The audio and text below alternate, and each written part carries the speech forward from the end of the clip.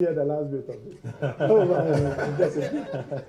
Yeah, I mean, leadership traits, it's of essence at any point in time when you take up such a role at the FA.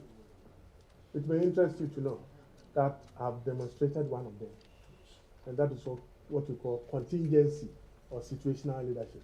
Prof, am I right? You are created in such a manner that we deal with issues as and when they crop up.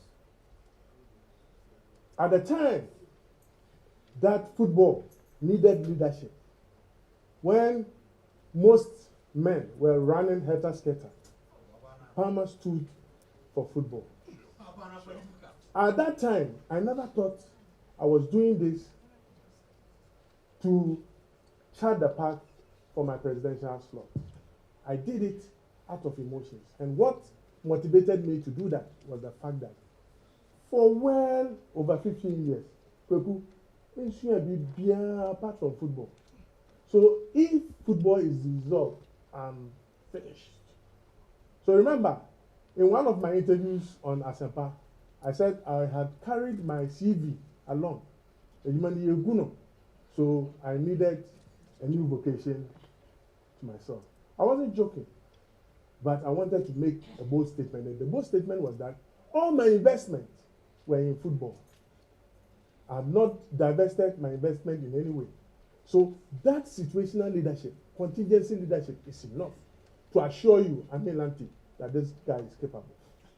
Another leadership trait that I have not been able to exhibit for you to see is that I believe in what we call the laissez-faire, open type of policies. I don't want to cast insinuations at anybody, but football is said that when Alasa knocks at your door and you underrate Alasa in terms of his contribution, his acumen, his level of reasoning in football, you will fail as a leader. So you operate what we call the open door policy to the extent that you'll be able to build consensus. You'll be able to generate and originate and execute ideas right from the grassroots up to your level. So you don't sit at the FA with a front face. You sit there with an open heart. That come, let us all contribute ideas. And this is what can generate teamwork, because people will be happy to get close to you and give you ideas to run your administration. At the end of it all, you are going to own the credit. So a laissez-faire approach is what is going to be used in terms of making sure that capable people like Randy Abe, Dr. Obin, and Opocheteku, former chief banda here and there, you'll be able to more or less manage the situation. I will not see myself as the boss. We are all bosses. And to me, that will help in my administration, so that if Randy has any idea, he can come to me and say that, Palmer, this is the direction to go. So I need to have what we call the listening ears to be at the leadership. Your last question was, who is going to be your vice P? Vice P. Within this policy document, we have indicated that we will lobby Congress for us to have 2 vice presidents. Okay.